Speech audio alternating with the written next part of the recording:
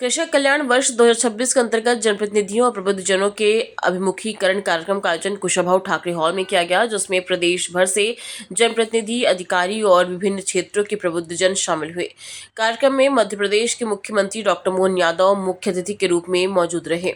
इस अवसर पर उप मुख्यमंत्री राजेंद्र शुक्ला और मंत्री जगदीश देवड़ा सहित कई मंत्री और वरिष्ठ अधिकारी भी उपस्थित रहे। कार्यक्रम में किसानों के कल्याण और कृषि से जुड़ी हुई योजनाओं के प्रभावी क्रियान्वयन को लेकर विस्तार से चर्चा की गई। अपने संबोधन में मुख्यमंत्री डॉक्टर मोहन यादव ने कहा कि किसान कल्याण वर्ष की योजनाओं का बेहतर क्रियान्वयन कर उनका सीधा लाभ अन्नदाता किसानों तक पहुंचाना सरकार की सर्वोच्च प्राथमिकता है। उन्होंने बताया कि विभिन्न विभागों द्वारा प्रेजेंटेशन के माध्यम से सरल तरीके से ये बताया जा रहा है कि प्रदेश में कृषि क्षेत्र के विकास के लिए किस प्रकार की योजनाएं और प्रयास किए जा रहे हैं। मुख्यमंत्री ने कहा कि देश में मध्य प्रदेश एकमात्र ऐसा राज्य है जहां किसानों को मात्र 5 रुपए में बिजली कनेक्शन देने की सुविधा दी जा रही है। उन्होंने ग्रामीण क्षेत्रों में होम स्टे को रोजगार का बेहतर माध्यम बताते हुए कहा कि खासकर धार्मिक स्थलों के आसपास होम स्टे की मांग तेजी से बढ़ रही है। मुख्यमंत्री ने कहा कि मध्य प्रदेश एक कृषि आधारित राज्य है और अगले 5 वर्षों में 100 लाख हेक्टेयर भूमि को संचालित करने का लक्ष्य रखा गया है। साथ ही दूध उत्पादन बढ़ाने के लिए भी सरकार लगातार प्रयास कर रही है। उन्होंने वृंदावन गांव योजना के लाभों का उल्लेख करते हुए किसानों से अपील की है कि वे नरवाई जलाने के बजाय अपने खेतों का भूसा गौशालाओं को उपलब्ध कराए। सरकार की ओर से भूसा बनाने की मशीनें भी उपलब्ध कराई जाएंगी। मुख्यमंत्री ने यह भी घोषणा की कि प्रदेश की हर विधानसभा में कृषि सम्मेलन आयोजन किए जाएंगे, जहां किसानों को योजनाओं की जानकारी दी जाएगी और उत्कृष्ट कार्य करने वाले किसानों और पशुपालकों को सम्मानित किया जाएगा। इसके लिए प्रत्येक विधानसभा को कृषि सम्मेलन आयोजन करने हेतु 5 लाख रुपए की राशि प्रदान की जाएगी, जिससे किसानों को आधुनिक कृषि तकनीक और योजनाओं का लाभ मिल सके। पंचायत का ये सबसे पवित्र स्थान है और ऐसे पवित्र स्थान पर किसान कल्याण वर्ष के माध्यम से अलग अलग विभागों को लेकर के सरकार के माध्यम से किसान कल्याण वर्ष की योजनाओं को किस प्रकार से सरकार हाथ में लेके आगे बढ़ रही ताकि सच में किसान कल्याण वर्ष का लाभ किसानों के परिवार तक पहुंचे, लोगों के घरों तक पहुंचे। ऐसे अच्छे कार्यक्रम के लिए अभी बहुत सुंदर भाषण दिया माननीय प्रभारी श्रीमान डॉक्टर महेंद्र सिंह जी के लिए जोरदार अभिनंदन करें। आप उत्तर प्रदेश सरकार के वरिष्ठ मंत्री रहे, आपने सिंचाई से लेकर कई विभागों का सफलतापूर्वक अपने राज्य के अंदर उत्तर प्रदेश जैसे राज्य में अच्छा सा निर्वहन कराया और तब से लगातार एमएलसी मेंबर भी हैं, वो हमारे भी संगठन के कर्ता के नाते से इतना अच्छा समय देते हैं कि हम अपने उनके उस प्रशासनिक क्षेत्र का लाभ लेने के लिए भी हम उनको स्मरण भी कर रहे हैं और उनके भाषण से उनकी विद्वत्ता झलकती है। जोरदार अभिनंदन करें पुनः डॉक्टर महेंद्र सिंह जी के लिए। दोनों माननीय उप मुख्यमंत्री श्रीमान देवड़ा जी, शुक्ला जी, समूचा मंच और आप सब, समय की कमी है, वास्तव में एक एक करके हमने आज ये तय किया था कि हमारे मंच के भाषण न के बराबर होंगे, लेकिन सच में ये प्रबोधन का कार्यक्रम हमारे विभागों के माध्यम से किसान कल्याण वर्ष में क्या क्या हम कर रहे हैं और करा सकते हैं, इसकी जानकारी सबको होना चाहिए।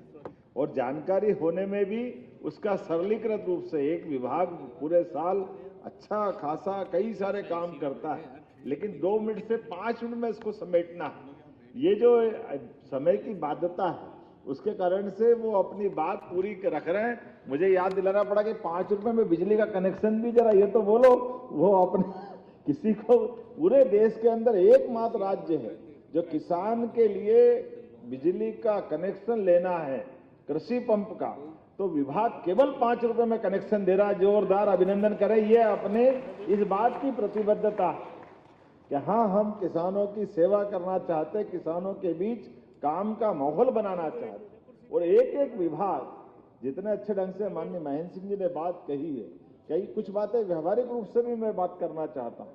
अब जैसे होम स्टे टूरिज्म वालों ने कहा है, तो टूरिज्म के माध्यम से हमारा करीब करीब शहरी क्षेत्र में लगभग 13 अलग अलग धार्मिक पर्यटन के हमारे केंद्र बन रहे हैं। बाबा महाकाल के मंदिर से लगा करके सलकनपुर, ओरछा, दतिया, जहां जहां भी हमारे देवस्थान बन रहे हैं। अब आप अंदाज लगा लो कि होम स्टे में होना क्या है।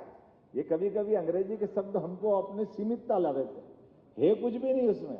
अंदर जाके देखो तो आपके रहने का 4 कमरे का मकान 4 कमरे और बनाना है, तो 4 कमरे बनाओ या 2 कमरे बनाओ, 2 लाख रुपया प्रति का मकान तो आपको दे ही रहे हैं टूरिज्म वाले।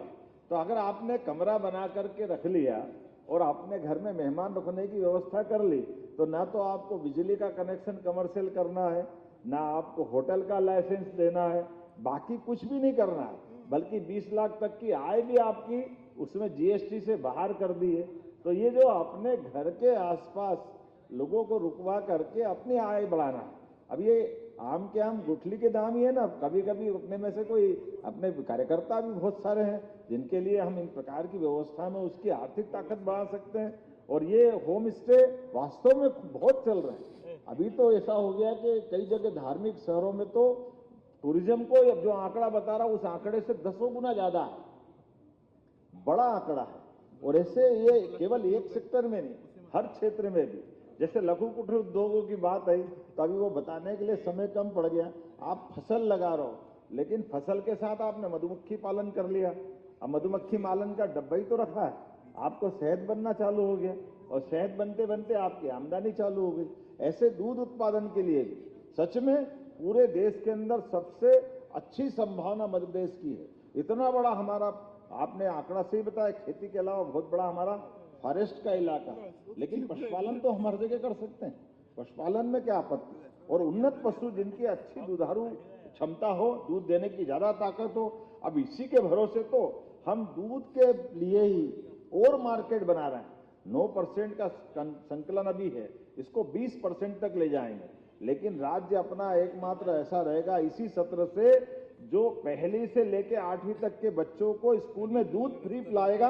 यह अपनी सरकार की योजना है। यहाँ हम कुपोषण भी दूर करना चाहते हैं और दूध की खपत भी। अपने राज्य में दूध का उत्पादन हो रहा है तो वो दूध का उत्पादन भी यही होना चाहिए। अब आप अंदाज लो, दूध की फैक्ट्री हो या फूड पार्क की कोई फैक्ट्री हो, तमाम प्रकार की फैक्ट्री के लिए अगर 50 लाख की योजना तो 25 लाख तो वैसे ही माफ, 50% तक अनुदान आप ही की योजनाओं के बलबूते पर।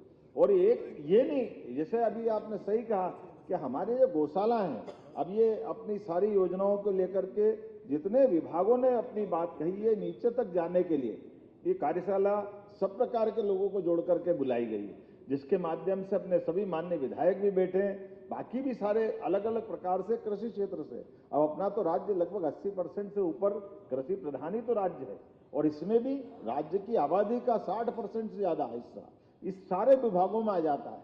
अभी बाकी विभाग में तो गए ही नहीं। अभी मैं देख रहा था कि मेडिकल टूरिज्म बाकी रह गया। अब मेडिकल टूरिज्म के भी 2 हिस्से हैं, आयुष्मान भी है, एलोपैथिक भी है। ऐसे में 8 अपने नए आयुर्वेदिक महाविद्यालय अपनी सरकार खोल रही है। कुल तो 13 खोल रहे हैं 2 साल के अंदर।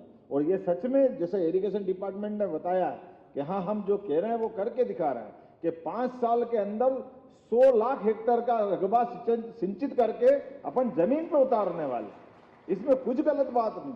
दूध केवल 1.5 साल 1 साल के अंदर 25% हमने बढ़ा दिया। कहां 8 लाख का कलेक्शन था, कहां हमने 12.5 लाख तक पहुंचा दिया।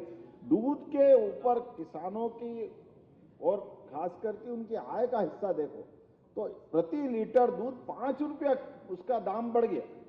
कहां वो दूध का पहले जो इसकी आप अंदाज लगा लो कि पूरा इतना 12.5 लाख लीटर रोज कलेक्शन हो रहा है और 5 रुपये लीटर उसका भाव बढ़ा है।